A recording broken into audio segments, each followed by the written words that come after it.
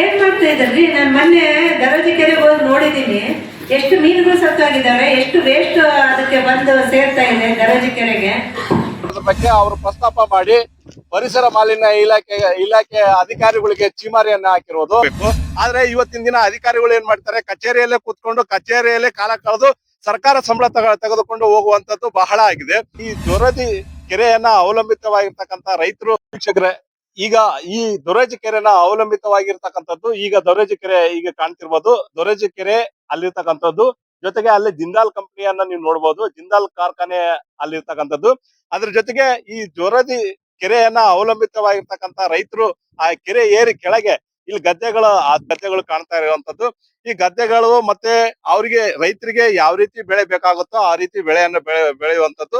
ಈ ವಿಶಾಲವಾದ ಪ್ರದೇಶದಲ್ಲಿ ಸುಮಾರು ಸಾವಿರಾರು ಹೆಕ್ಟರ್, ಲಕ್ಷಗಟ್ಟಲೆ ಹೆಕ್ಟರ್ ನಲ್ಲಿ ಬೆಳೆಗಳನ್ನ ಬೆಳೆದಿರ್ತಕ್ಕಂಥದ್ದು ಅಂತ ಹೇಳಿದ್ರೆ, ಈ ದೊರೆಜಿಯಿಂದ ಈ ಕಡೆ ಬರ್ತಕ್ಕಂತ ಹೊಸದೊರಜಿ, ಹಳದೊರಜಿ, ಮಾದಾಂಪುರ ಹಲವಾರು ಕಬ್ಬು, ಭತ್ತ, ನಾನಾ ಬೆಳೆಗಳನ್ನ ಬೆಳಿತಾರೆ. ಆ ಬೆಳೆಗಳಿಗೆ ಬೇಕಾದಂತ ನೀರು ಈ ದೊರಜಿ ಕೆರೆಯಿಂದನೇ ತೆಗೆದುಕೊಳ್ಳುವಂತದ್ದು. ಆ ರೀತಿ ಇಷ್ಟು ರೈತರು ಈ ನೀರನ್ನ ಅವಲಂಬಿತವಾಗಿರೋದ್ರಿಂದ ಈ ನೀರೇ ಕಲುಷಿತಗೊಂಡ್ರೆ, ರಾಸಾಯನಿಕದಿಂದ ಕಲುಷಿತಗೊಂಡ್ರೆ ಈಗ ಇಲ್ಲಿ ಬೆಳೆದಿರ್ತಕ್ಕಂತ ರೈತರಿಗೆ ಬಹಳ ನಷ್ಟ ಆಗುತ್ತೆ. ಆಮೇಲೆ ಇಲ್ಲಿ ಬೆಳೆದಿರ್ತಕ್ಕಂಥ ಬೆಳೆಗೆ ಬಹಳ ರಾಸಾಯನಿಕದಿಂದನೇ ಕೂಡಿರುತ್ತೆ. ಅದು ಮನುಷ್ಯನಿಗೆ ಆರೋಗ್ಯಕ್ಕೆ ದುಷ್ಪರಿಣಾಮ ಬೀರುವುದಲ್ಲದೆ ಇಲ್ಲಿರ್ತಕ್ಕಂಥ ರೈತರು ನಷ್ಟವನ್ನ ಅನುಭವಿಸ್ಬೇಕಾಗುತ್ತೆ. ಆ ನಿಟ್ಟಿನಲ್ಲಿ ಇಲ್ಲಿರ್ತಕ್ಕಂಥ ಪ್ರಾಣಿಗಳು ನಷ್ಟವನ್ನ ಅನುಭವಿಸ್ಬೇಕಾಗುತ್ತೆ. ಇಲ್ಲಿರ್ತಕ್ಕಂಥ ಜನ ಆಮೇಲೆ ಪ್ರಾಣಿ ಪಕ್ಷಿಗಳಿಗೆ ಸತೆ ಬಹಳಷ್ಟು ತೊಂದರೆ ಆಗುತ್ತೆ.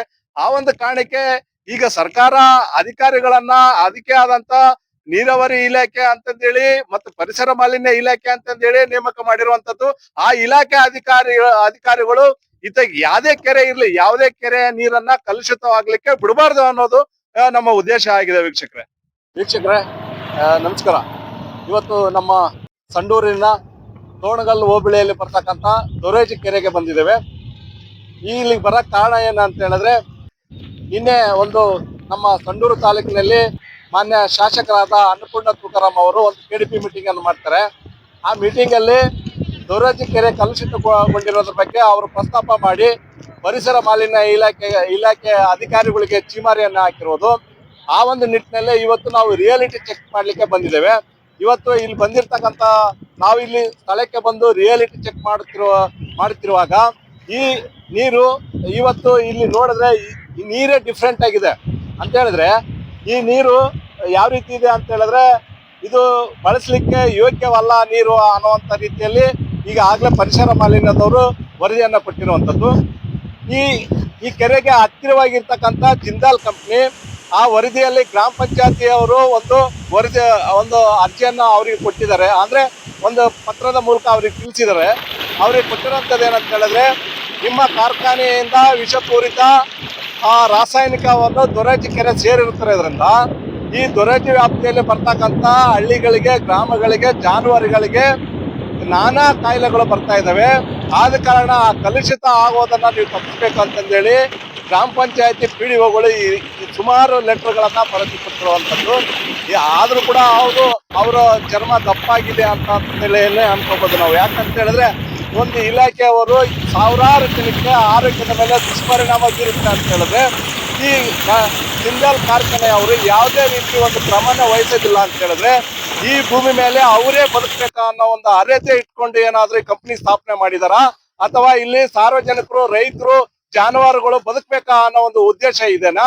ಇಲ್ಲ ಅಂತ ಹೇಳಿದ್ರೆ ಈ ತೋಣಗಲ್ ಮತ್ತೆ ಸಂಡೂರು ತಾಲೂಕಿನಲ್ಲಿ ಅವ್ರದೇ ಇಡೀ ನಮ್ಮ ತಾಲೂಕಿನೇ ಖರೀದಿ ಮಾಡಿದಾರ ಅಂತಕ್ಕಂಥ ಪ್ರಶ್ನೆ ಸಾಮಾನ್ಯ ಜನಗಳಲ್ಲಿ ಬಿಡುವಂತದ್ದು. ಹಾಗಾಗಿ ಜಿಂದಾಲ್ ಕಂಪನಿ ಅವರು ಏನೇ ಮಾಡಿದ್ರು ಮೊದಲಿಗೆ ಈ ಪ್ರಪಂಚದಲ್ಲಿ ಈ ಪರಿಸರದಲ್ಲಿ ಪ್ರತಿಯೊಂದು ಜೀವಿಗೆ ಬದುಕೋಕೆ ಹಕ್ಕಿದಾವೆ.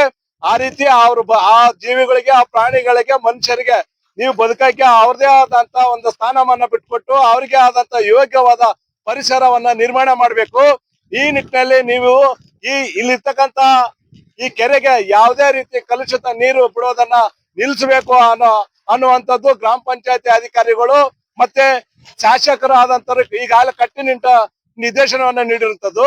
ಹಾಗಾಗಿ ಸಂಬಂಧಪಟ್ಟ ಅಧಿಕಾರಿಗಳು ತತ್ಕ್ಷಣ ಈ ಕಂಪನಿ ಕಾನೂನಿಗಿಂತ ಏನು ದೊಡ್ಡದಲ್ಲ, ಕಾನೂನು ಮನಸ್ಸು ಮಾಡಿದ್ರೆ ಕಂಪನಿನ ಯಾವ ಕ್ರಮ ಆದ್ರೂ ತಗೋಬಹುದು. ಹಾಗಾಗಿ ಅದಕ್ಕೆ ನಮ್ಮ ಅಧಿಕಾರಿಗಳು ಈ ನಿಟ್ಟಿನಲ್ಲಿ ಮುಂದಿನ ದಿನದಲ್ಲಿ ಕೆಲಸ ಮಾಡ್ಬೇಕು ಅನ್ನೋದು ನಮ್ಮ ಕಳಕಳಿ ಆಗಿದೆ ವೀಕ್ಷಕರೇ.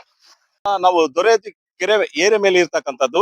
ಈ ಕೆರೆ ಏರಿ ಮೇಲೆ ಯಾಕಿದ್ದೀನಿ ಅಂತ ಹೇಳಿದ್ರೆ, ಈಗ ನೀರಿನ ಗುಣಮಟ್ಟದ ಬಗ್ಗೆ, ನೀರು ಯಾವ ರೀತಿ ಕಲುಷಿತಗೊಂಡಿದೆ, ಅದು ಯಾವ ರೀತಿ ಇದೆ ಅಂತಾನೆ ತೋರಿಸಿದೀನಿ. ಜೊತೆಗೆ ಈ ಏರಿ ಮೇಲೆ ಇರ್ತಕ್ಕಂಥದ್ದು ಈ ಜಾಲಿ ಗಂಟೆಗಳೆಲ್ಲ ಬೆಳೆದಿರುವಂತದ್ದು. ಯಾಕಂತ ಹೇಳಿದ್ರೆ ನೀರಾವರಿ ಇಲಾಖೆಯಲ್ಲಿ ಸಾಕಷ್ಟು ಅನುದಾನ ಇರುತ್ತೆ. ಇದನ್ನ ತೆರವುಗೊಳಿಸಬೇಕಾಗುತ್ತೆ. ತೆರವುಗೊಳಿಸಿದ್ರೆ ಈ ಏರಿನ ಸ್ವಚ್ಛವಾಗಿ ಇಡಬೇಕಾಗುತ್ತೆ. ಯಾಕಂದ್ರೆ ಈ ದೊಡ್ಡ ದೊಡ್ಡ ಮರಗಳೆಲ್ಲ ಬೆಳೆದು ಈ ಕಟ್ಟಡ ಏರಿನ ಲೂಸ್ ಆಗುವಂತ ಒಂದು ವೈಜ್ಞಾನಿಕವಾಗಿ ಒಂದು ಕ್ರಮ ಇದೆ. ಅದಕ್ಕೆ ಅವಕಾಶ ಮಾಡಿಕೊಡ್ಬಾರ್ದು. ಇಲಾಖೆ ಅಧಿಕಾರಿಗಳು ಯಾವುದೇ ಕಾರಣಕ್ಕೆ ಇಲಾಖೆಯಲ್ಲೇ ಕೂರ್ಬಾರ್ದು. ಇಂಥ ಯಾರು ವ್ಯಾಪ್ತಿಗೆ ಬರುತ್ತೆ, ಯಾವ್ಯಾವ ಅಧಿಕಾರಿಗಳ ವ್ಯಾಪ್ತಿಗೆ ಬರುತ್ತೆ, ಅವರು ಬಂದು ಇಂಥ ಕೆರೆ ಏರಿಗಳನ್ನ ಪರಿಶೀಲನೆ ಮಾಡ್ಬೇಕು. ಪರಿಶೀಲನೆ ಮಾಡಿ ಇದನ್ನ ಯಾವ ರೀತಿ ಕ್ರಮ ತಗೊಂಡ್ರೆ ಈ ಕೆರೆನ ಮತ್ತೆ ಇಲ್ಲಿರ್ತಕ್ಕಂಥ ರೈತರಿಗೆ ಇಲ್ಲಿರ್ತಕ್ಕಂಥ ಪರಿಸರ ಮಾಲಿನ್ಯವನ್ನು ಯಾವ ರೀತಿ ತಡೆಗಟ್ಟಬಹುದು, ಮತ್ತೆ ಈ ನೀರನ್ನ ಸ್ವಚ್ಛವಾಗಿ ಇಡ್ಬೇಕು ಅನ್ನೋದನ್ನ ನೋಡ್ಬೇಕು. ಆದ್ರೆ ಇವತ್ತಿನ ದಿನ ಅಧಿಕಾರಿಗಳು ಏನ್ ಮಾಡ್ತಾರೆ, ಕಚೇರಿಯಲ್ಲೇ ಕೂತ್ಕೊಂಡು ಕಚೇರಿಯಲ್ಲೇ ಕಾಲ ಕಳೆದು ಸರ್ಕಾರ ಸಂಬಳ ತೆಗೆದುಕೊಂಡು ಹೋಗುವಂತದ್ದು ಬಹಳ ಆಗಿದೆ. ಈ ಒಂದು ಕಾರಣಕ್ಕೆ ಸರ್ಕಾರಿ ಅಧಿಕಾರಿಗಳು ಅದನ್ನ ಬಿಟ್ಟು